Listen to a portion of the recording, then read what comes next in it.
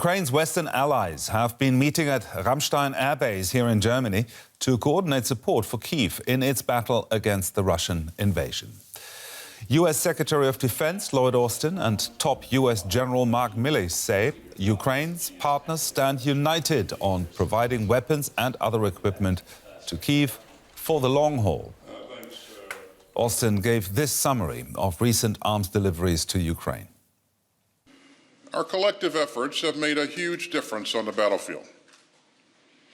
And now, in just a few short months, the contact group has delivered more than 230 tanks, more than 1,550 armored vehicles and other equipment and munitions to support more than 9 new armored brigades.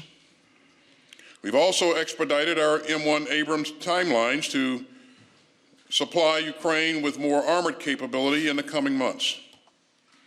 And the M1s that the Ukrainians will use for training will arrive here in Germany in the next few weeks. And all of this is huge progress. The US Defense Secretary Lloyd Austin speaking there. And Germany's Defense Minister Oscar Pistorius announced a new deal with Poland to set up a repair hub for tanks damaged on the Ukrainian battlefield. Any materials we deliver to this war, such as tanks and other equipment like howitzers or even Patriot systems, can be damaged in combat and also through long-term use. That's why I'm very glad that today, along with my Polish colleague and my Ukrainian colleague, I was able to sign a memorandum of understanding setting up a joint repair hub in Poland for the entire Leo 2 fleet, so that these tanks can be quickly repaired when needed close to the Polish-Ukrainian border. Now let's cross over to DW's Roman Goncharenko in Kyiv to get the Ukrainian perspective on this. Roman, how will those promises that we've just heard from Lloyd Austin and also Oscar Pistorius, the German defense minister, how will they translate on the battlefield? What's the view from Kyiv there? Well, we do not know all the details at this moment as we speak. For Ukraine, it was important to get more ammunition for its air defense systems. And Ukraine was also hoping to hear something about possible deliveries of F-16 fighter jets. We haven't heard anything of that so far, so maybe Ukraine will still have to wait more for those announcements. But what is important and what we can talk about at this moment is that that promise by the United States to start delivering Abrams M1 main battle tanks to Germany for Ukrainian soldiers to train on them, to start the training in the coming weeks, and then in the coming months, probably by the midsummer or in the second half of the summer, those about 30 of them tanks could be deployed on the battlefield, which is of course very welcome for Ukraine because those tanks are considered to be one of the best in the world, and which is also very important for Ukraine. And then there will be a maintenance center for the German-made Leopard 2 tanks in Poland, because as soon as Ukraine starts a much expected new offensive operation, German tanks already delivered to Ukraine by various European NATO countries and other countries, NATO partners.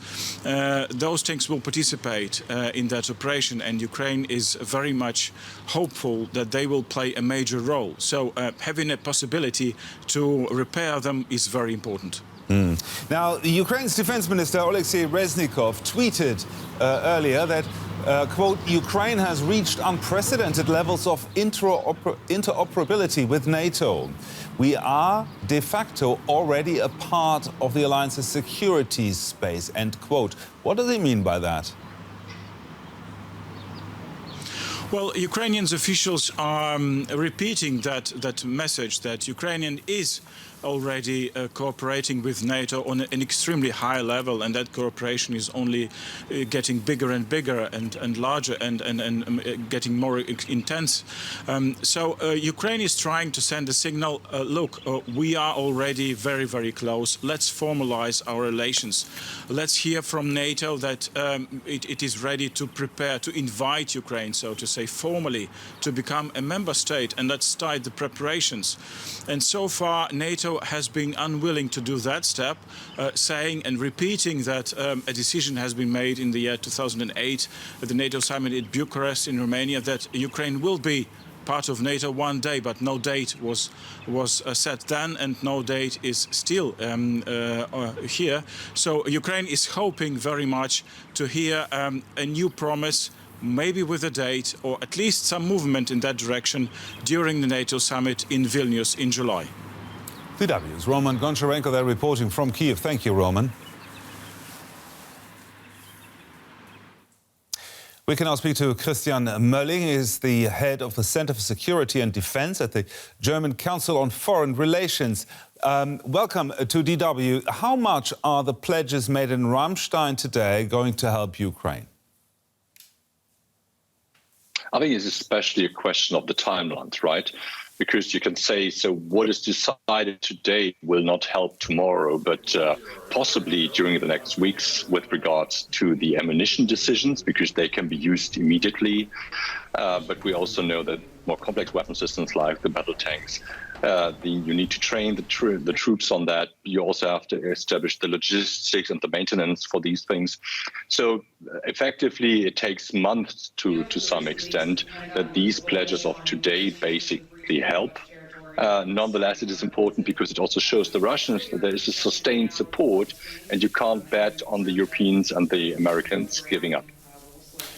Now, there's been a lot of talk about the spring offensive, counter-offensive by Ukrainian forces. Has Ukraine now assembled enough military equipment to launch this counter-offensive? That's, of course, difficult to say because the Ukrainians won't see it, and we'll only see the offensive once it has really started. But what we can also say is that the current weather conditions don't enable a large operation, especially not by the Western main battle tanks, because they are so heavy that they would basically stuck in the mud. So there's also this reason that basically prevents currently a larger operation.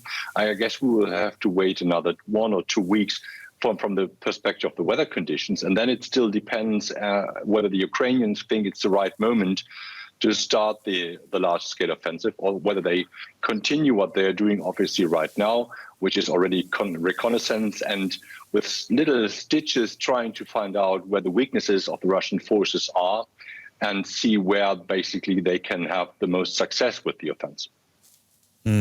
Now, NATO Chief Jens Stoltenberg said that he was confident that Ukraine can retake more territory. Do you agree? In principle, I agree. I guess the question is very much how much of the territory and is it strategically relevant? Because, I mean, we're talking about large territory. The thing that is important is to cut the logistics supply lines of the Russians, that's especially the railways.